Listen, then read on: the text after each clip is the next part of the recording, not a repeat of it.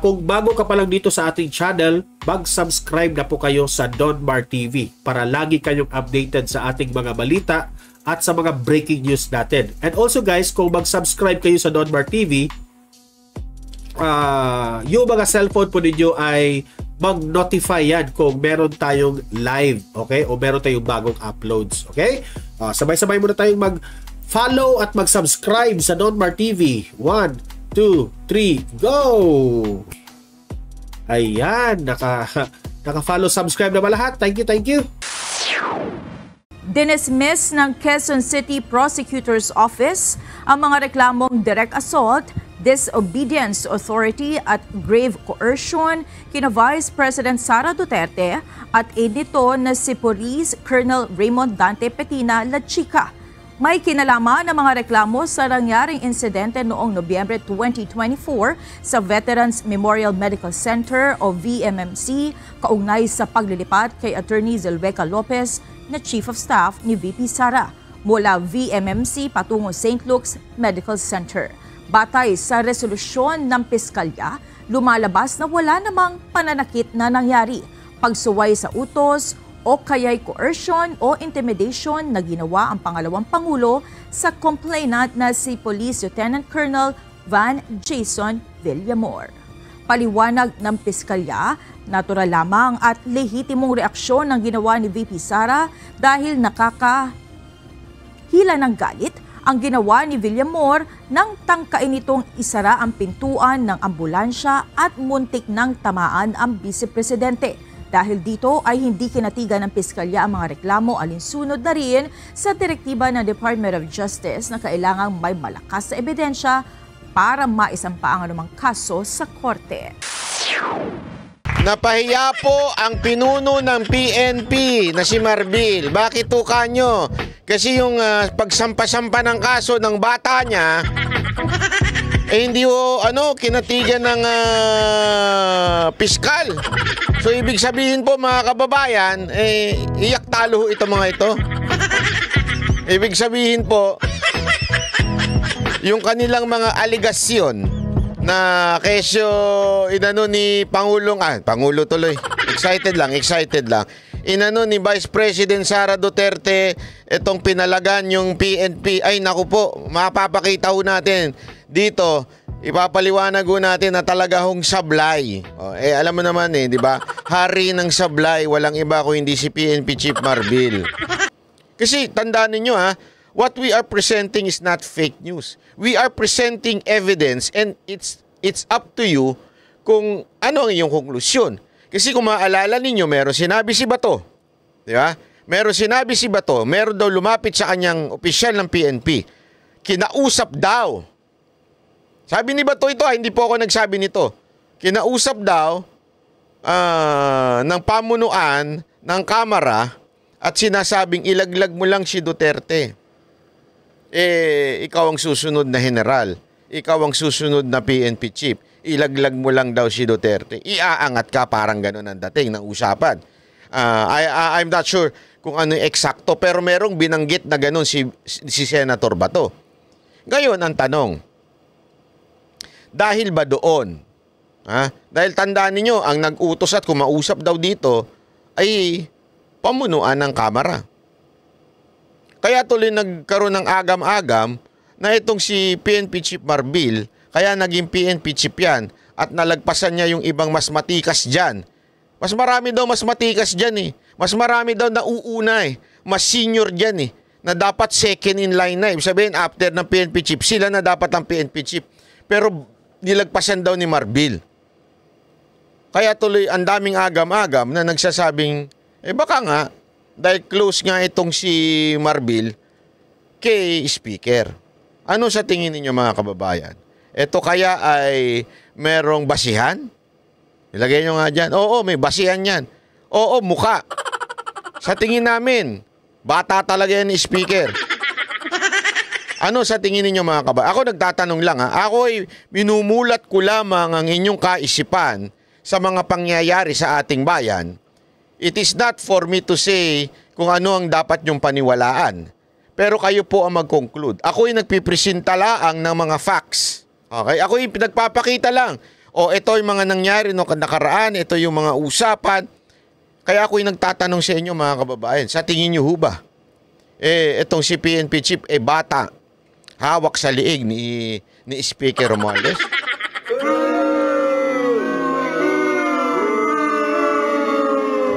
Ito pa ang isang halimbawa niyan dahil dito sa kaso-kaso dito sa QCPD. Alam mo, ang tindi nito mabubuking mo talaga dito yung yung nangyari doon sa detalye ng kanilang demanda.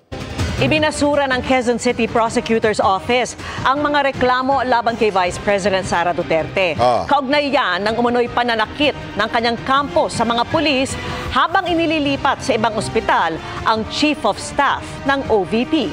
Nakatutok si Rafi Tima.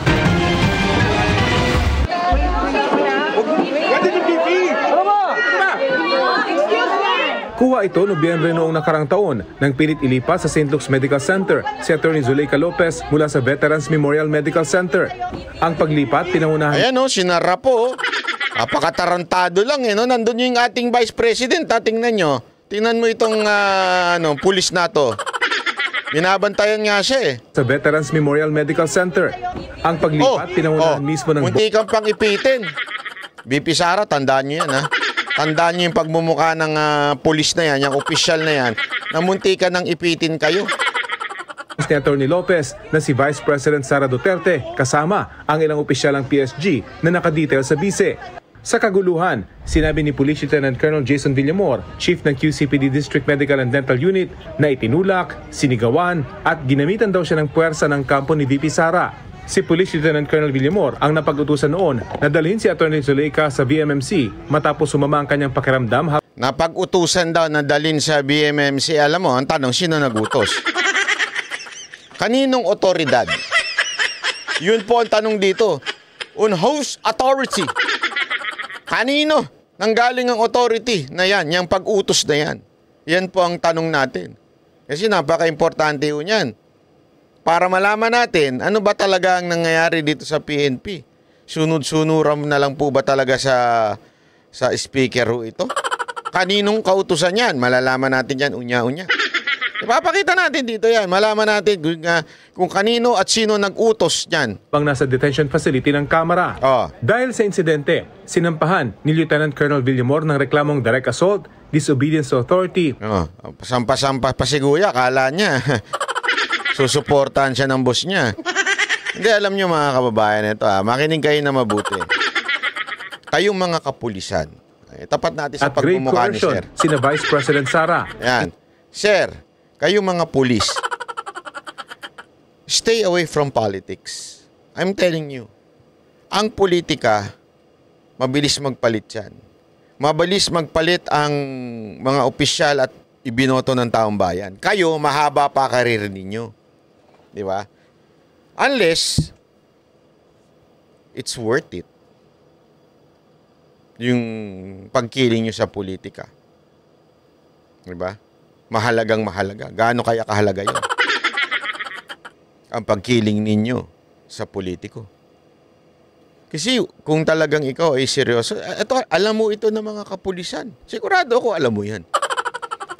Na hindi ka, you would kiss ass a little doon sa mga opisyal ng gobyerno na binoto ng tambayan. Alam natin yan, ang lingwahe nyo, konting tabi. Pero hindi mo isasagad. Pag sinagad mo, masakit.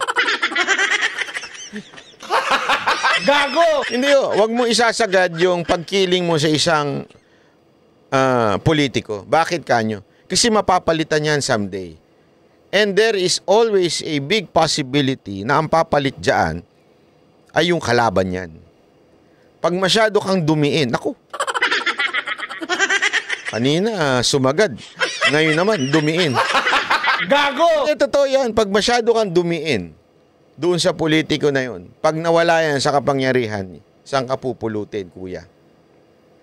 Yang ginawa mo kay Vice President Sara Duterte, saan ka pupulutin pagdating ng panahon, di ba? Saan? Baka Barangay Tanod, hindi ka na. Payagan Di ba?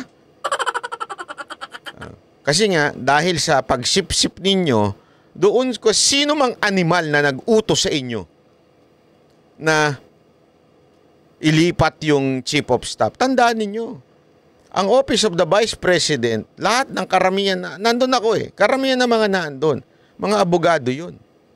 O, ang mismong Vice President natin, abogado. Alam nila ang kanilang karapatan.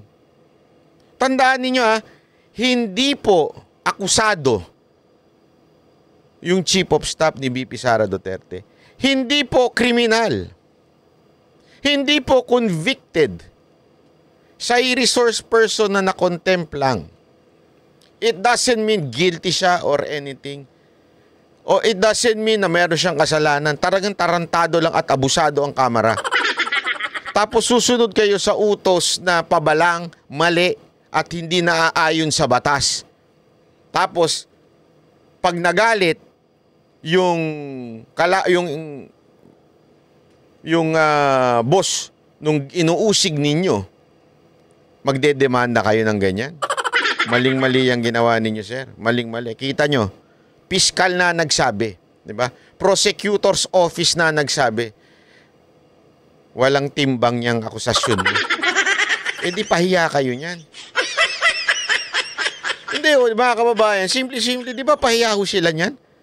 Pahiya kayo sa ginawa ninyong yan. Hindi nyo ba nakikita? Enjoy na enjoy kayo. Hindi, didemanda namin si VP Sara Duterte dahil ganito siya, ganito siya. Ano sabi ng prosecutor's office? Tapon nyo na yung basura nyo na yung demanda nyo. Wala kayong basihan, wala kayong ebidensya. Hindi, hindi ako nagsabi niyan. Ito, pakinggan. Sang Colonel Raymond Dante, Pitina La Chica at mga Janet Jane Does. Ang reklamo, dinismiss ngayon ng City Prosecutor's Office ng Quezon City. Quezon City Prosecutor's Office, don't tell me, hawak ni Vice President yan. Hindi hawak ng Vice President yan. Ang Prosecutor's Office, hawak po yan ng DOJ.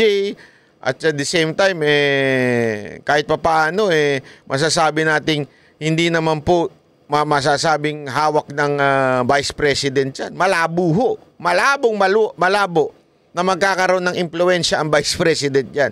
Pero nakita kasi nila Alam mo ako, naniniwala talaga ako Naniniwala pa rin po ako sa ustisya. Bakit kanyo? Kasi alam nyo, kahit ko kay Pastor Kibuloy, merong pong hinihiling ang kampo ni Pastor Kibuloy ngayon na patungkol po sa bail niya. Alam nyo ang kwento sa akin, hindi ko na lang sasabihin kung sinong bumulong sa akin. Nakita ko. Ayoko na lang magsalita. Baka madulas pa ako. Pero nalaman ko kung anong nangyari doon sa hearing na yun. At talagang yung pahiya yung nag-aakusa doon sa ating pastor. Na si Pastor Kibuloy. Nag-aakusa talaga namang napahiya dahil palpak lahat. Halatang nag-iimbento, nagchichismis. Kaya nga I think there is a big possibility na makalaya pansamantala si Pastor Kibuloy. Yung makapag-bail si Pastor Kibuloy. Kaya lang, ang pwedeng o ang posibleng mangyari maimpluwensyahan yung judge. Sigurado ko. Ako, ito wala akong ang hirap magsinungaling. Wala akong alam. Pero sigurado ko may nag-iimpluwensya dyan na politiko. Tandaan ninyo, ang gustong magpatumba kay Pastor Kibuloy, walang iba kung hindi itong gobyernong to. So sigurado ko, one way or another, inu-impluwensyahan ng kalaban ni Pastor etong judge. Pero ako, may tiwala ako sa justice system natin sa Pilipinas. Kaya kayong judge, naniniwala ako na kasi itong mga to, hindi naman po ito pwedeng tanggalin Hindi ho ito, once na nandyan na yan, hindi ho ito pwedeng tanggalin ng kahit sinong politiko o kahit presidente pa. Hiwalay po ang mga judge, kaya nga ho judiciary yan Hindi ho sila kayang totaling impluwensyahan o totaling alam mo yun, ihawakan sa leeg. Pero depende na lang yan sa mga alok. Depende na lang din yan. Pero ako, naniniwala ako dito sa particular na judge nito na ito'y matino. Sa tingin ko po at ang aking panalangin ay ikaw ay magdesisyon na aayon sa inyong konsensya at sa inyong conviction. Sir, ma'am, kung sino ka man po na judge, huwag ka magpapadikta sa mga politiko. Dahil nga, tulad ng sinasabi ko dito sa nangyari dito, di ba? Yung opisyal ng PNP na nagpadikta sa politiko, mapapahiya tuloy. Bakit? Ito ang paliwanag. Bakit mapapahiya? Nung pinresinta na yung mga ebidensya, nga. You know, literal, nga. Kasi nga alam nyo, hindi pwede tayo mag-imbento lamang ng demanda. Pag yan nakaabot na sa husgado at nakaabot na po sa cross-examination ng mga abogado, ay naku po, kung ikaw yung nagsisinungaling, nga ka sigurado, iiyak ka. Kung nagsisinungaling ka, pero pag kung totoong sinasabi mo at malakas ang loob mo, talagang sigurado yan. Hindi ka matitinag. Di ba? Eto, pakinggan kung anong nangyari dun sa kaso, kung bakit na-dismiss kaagad, na basura. Sa desisyon, sinabi ni Quezon City Prosecutor Vimar Barciliano na sumobra si Villamor sa pag-discharge ng kanyang kapangyarihan. Sumobra daw yung pulis sa kanyang ng kapangyarihan. The alleged commission of direct assault, disobedience to authority and grave coercion is not supported by evidence. Ang sakit ng bangs. Pahiya pa kayo. Sumobra daw kayo, according sa news na ito, sumobra daw kayo sa inyong authority, yung pagpapatupad ng inyong authority. Hindi rin niya napatunayan na siya ang may otoridad sa kustodiya ni Atty. Zuleika. Hindi niya napatunayan. Ibig sabihin, di ba? You have to prove na you have the authority at that time. Kasi again, hindi po akusado, hindi po kriminal, hindi po PDL ang Chief of Staff ni VP Sara Duterte. Kaya nga, whose authority? Di ba? Are you representing para gawin yun? Wala akong naipakitang ebidensya. Hindi niya naipakita kung sino nag-utos sa kanya. Pumunta lang siya basta-basta doon. Feeling ko, kapatid, feeling ko, naghugas kamay yung nag-utos sa'yo. Sa madaling salita, nilaglag ka. Hindi kasi, eto. Ganito ang nangyari. Sabi ng korte, o sabi ng prosecutor, siguro, tinanong dyan, kaninong authority ka? Sino sinusunod mo? Sinong anong batas o kaninong command? Sino nag-utos sa'yo na para i-implementa yung gusto mo mangyari? Siguro, ewan ko ito ang nangyari, hindi ko alam. Siguro, kinausap niya yung boss niya, uy, boss, di ba inutusan niyo ako? Di ba inutusan niyo ako pumunta doon tapos gipitin itong chief of staff, ilipat doon sa pangit? Di ba inutusan niyo ako? Ano kaya ang sinabi sa'yo nung nag-utos sa'yo? Baka naman sinabi niya sa'yo, problema mo yan. Hindi ko na problema yan. Wag mo na ako isangkot diyan. Basta sagutin mo na lang yan. Sabihin mo, basta inutusan ka. Kasi remember, lahat po, alam nyo ba, pati sa checkpoint, pati sa pag-discharge ng mga tauhan, alam mo yung paglagay ng tauhan, lahat po yan, di papel ho yan sa PNP. Kaya nga meron tinatawag, kahit sa AFP, ganun din yung mission order, di ba? Meron po yung mga yan. Hindi po pwedeng tatambay lang yung pulis dyan. Halimbawa lang sa checkpoint. Who's under authority? Sino nagsabi sa'yo mag-checkpoint ka dyan? So meron yan. May meron ka mission order, di ba, na sinusunod. May papel ka. Hindi pwede yung, hindi, ako lang ang nagdesisyon. Trip lang namin, di ba? We are here to protect and serve. Hindi ganun yun. Dapat lahat yan papel. Lahat po yan. Kung anumang utos na iutos para ipatupad ng kapulisan, ng opisyal, ng PNP, Lahat po yan nakasulat at pirmado kung sino man yung nag-utos na higher authority sa'yo. Pirmado niya yan. Kasi for the record yan hindi ka gagalaw nang wala kang nag-utos sa'yo. Dito, nung tinanong siguro, sino nag-utos sa'yo na pumunta doon, tapos kunin yung chief of staff at dalhin sa ganito. Wala siyang sinabi. Bakit wala siyang sinabi? Alam niyo na. Bakit wala siyang sinabi? Baka malamang sa malamang nilaglag ka nung nag-utos sa'yo. Siguro sabi, hindi, saluhin mo na lang yung problema. Kasi pag nalaman pa na inutusan kita, malalaman nila na inutusan lang din ako. Kasi korte yan hindi pwede yung magpalusot ka sa korte. Malalaman at malalaman kanino yung utos na yon ang gagaling. Remember, walang committee nun Ibig sabihin, hindi naman nung magkakausap yung committee. Kasi madaling araw yan ito ang gagawin natin. Ito gagawin ito utos namin sa inyo. Implement these rules. Walang ganun. Tulog pa yung mga yun kaninong authority? Sinong bumulong sa'yo? Hindi niya ngayon masabi Bakit? Delicates Kasi pag may papel yan, dyan papasok yung pwede kang makasuhan na nag-utos ka ng illegal. Dahil nga sa wala, sabi sa'yo ng korte, wala kang pinresentang ebidensya na meron kang authority na pumunta doon. Hindi mo kakanta Ang dating mo, abusado ka. Bakit ka nagpunta doon nang wala man lang ka-order sa'yo? O baka naman talagang ayaw mo lang din ilaglag yung nag-order sa'yo na pumunta doon. Sino yun? Hindi ko po alam. Hindi ko po alam kung sino yung nagutos sa akin. Basta, habang kumakain ako, biglang pumasok sa ulo ko, puntahan ko sila sa gipiting ko sila.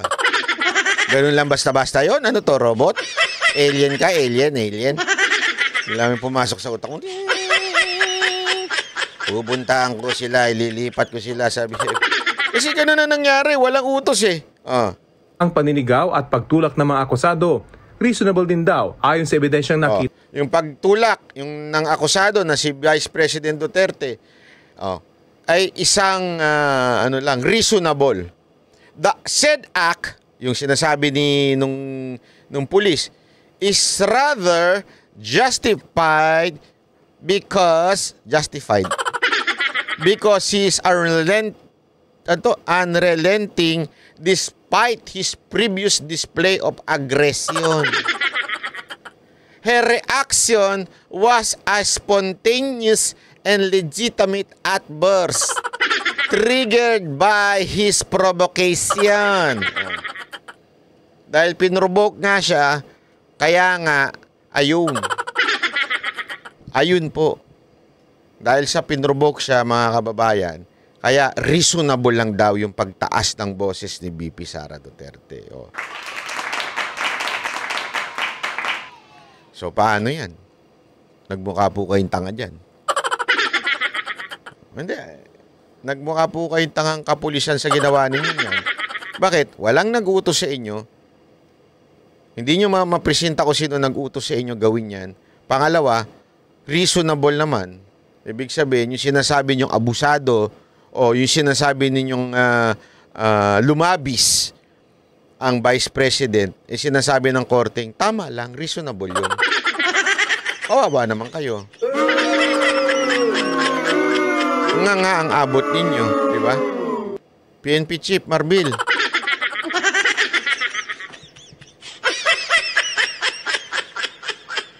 Ano na? Anong petsa na? Baka pwedeng maisipan mo mag-step down na. Ang dami na nabibwisit sa inyo, sir, Baka gusto ninyong bumaba na. Huwag na kayong pumayag na extend pa ng Pangulo.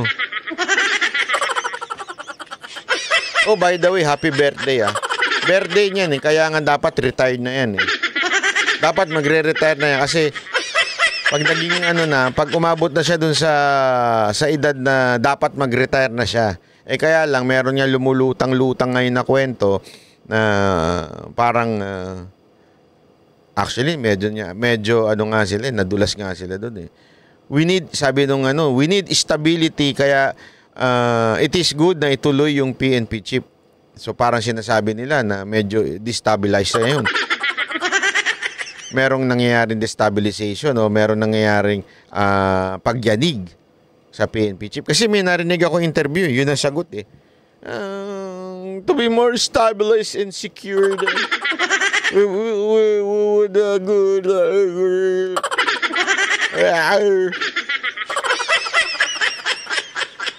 Sinapian eh. It would good to continue PNP Chief Marbil. PNP Chief Marbil, kung may natitira pa kayong honor, mag-resign na talaga. O kaya mag-retire na kayo, magpahinga na kayo. Tulog na. Meme na kayo, meme na. Mag-motor-motor na lang kayo. Motor-motor na lang tayo, PNP Chief. Ika na. O di kaya, maganda, bantayan mo na lang yung sa Marilaki. Speaking of Marilaki. Ang tagal ko na kasi sinasabi yan sa Marilaki, di ba? Meron na naman na disgrasya.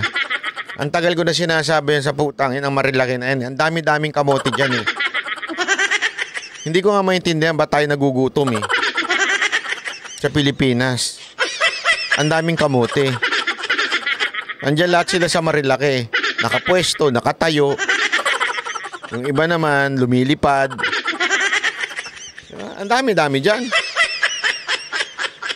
Hindi, gusto ko lang magkomento sa Marilaki, no? Man, although, sabi ni Coach Oli, meron na daw, nilagyan na daw. Ang tagal ko na sinasabi, lagyan nyo ng hams yan.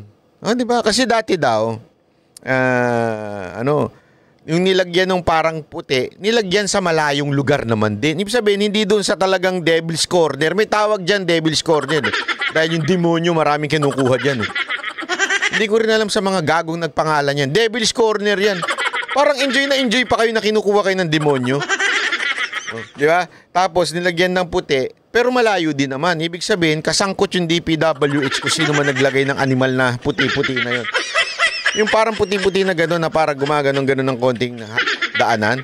Dapat talaga lagyan nyo ng hams yan. Eh may pinakita sa akin si Coach Oli na picture. Oy, tingnan mo, nilagyan na yung hams. Yung gusto mo mangyari, nilagyan na yung hams yung Marilaki. Pero wag ka, may nagsabi sa akin pulis na naka-estasyon dyan. Dating naka-estasyon dyan. Sabi niya sa akin, alam mo, hindi rin masusolusyonan yan ng hams. Bakit? Dudukutin din yan ng mga tanga-tangang kamote dyan. Tatanggalin din ng mga kamote rider yan. Yung kasi yung hams, yung hams po, hindi po yun yung hindi ho yung semento. Yun yung parang dilaw na may itim, yung parang rubber lang, tapos lang siya, tawag dito, dinril lang, iniscrew lang. Sabi niya sa akin, naku, tatanggalin yung mga kamote yan sa madaling araw, tingnan mo, nanakawin lang yan. Okay, sabi ko, kung lagyan na lang ng hams, yeah, yung talagang semento. Sabi niya, hindi, babakbakin din yan. Pag ginawa pa nila yon, iniisip ko kung anong batas ang hindi ko masusunod o malalabag ko. Plano ko, pupunta na lang ako dyan sa Marilaki, tapos babakbakin ko na lang yung karsada. Para hindi na hams, bakbak na talaga. Kasi yung hams, pwedeng bakbakin yun ng mga tarantadong kamote, di ba? O kaya nakawin. Oh. Pero pag binakbak mo na yan, as in hinukay mo, yung lalagay mo ng mga parang samun, di ba? Parang ganun. Ganun. Pag hinukay mo yan, walang mga kamote dyan na magtsatsaga pang sementohan niya kasi gagastos na sila. Di ba? Kasi ganyan ng mga Pilipino eh. Gagawa at gagawa ng paraan para maging tanga. Gagawa at gagawa ng paraan para maging gago. Kaya gawin natin, bakbakin natin yan. Bakbakin natin tapos patambayin natin niya si Marbil. Dahil siya rin naman yung galing-galingan, bida-bida, dyan na natin ilagay ang kampo ng PNP chief sa Marilaki. What do you think? Di ba? Ilagay natin ang kampo dyan ni PNP chief sa harap. Sigurado ako maraming... Hindi kasi sa totoo lang, kung gusto naman talaga nila magawa ng paraan yan, kaya naman eh. Diba? Kaya lang, Wala eh. Walang ano eh. Inantay munang may mga mamatay. Mag-trending. Inantay muna siguro nila magkaroon ng Superman. Tsaka nila gagawa ng paraan niya. Pag hindi nyo pa ginawa ng paraan to ngayon, naku po. Nagbabalak na ako. Tatanungin ko lang yung mga abogado ko. Anong batas ba ang aking malalabag kung sakaling ako na mismo maghukay dyan? Hukayin ko na. As in, hukayin ko. Para wala na talaga mag-banking. Wala na rin dadaan. Actually, may nagsuggest nga sa akin, magtayo daw ng punerarya dyan eh. Since maraming namamatay dyan, kikita daw ako. Ano sa tingin niyo? Ano kaya solusyon ang pwedeng gawin dyan? Sa mga kamote dyan. O anyway, tuloy natin itong topic na to. Ng mga prosecutors, wala rin daw ni isa sa mga witness ng complainant ang nag-corroborate sa mga ginawa niyang akusasyon. Tingnan mo. Wala din nag-corroborate and listen. Mga, ano yun, 90s babies, corroborate and listen. Di ba? Walang ganun. Walang witness na nagsabing totoo. Parang mag-isa lang siya nag-akusa, mag-isa lang siya nakakita na inabuso siya at nagmalabis ang Vice President. Siya lang ang nakakita. Walang ibang witness. Palpak eh, di ba? Malaking kahihiyan ito sa PNP. Dito siya nangyari na ito. Yung akusasyon nyo kay Vice President, malaking kahihiyan. Yeah? Malaking kahihiyan po ang nangyari dito. Sana magising-gising na kayo na next time, wag na kayong sumunod sa mga politiko. Dahil yung mga politiko na yan, ginagamit lang kayo. Wag na kayo sumunod. Bakit? At the end of the day, sabi nga, ang ending, kayo pa ang mali. Kayo pa ang napapahiya. Di ba? Kayo pa ang nawawala ng integridad. Pero yung mga boss ninyong sinusunod ninyo, ayun, kumukuyakoy lang sa bahay nila, sa yate nila, humihit-hit, di ba?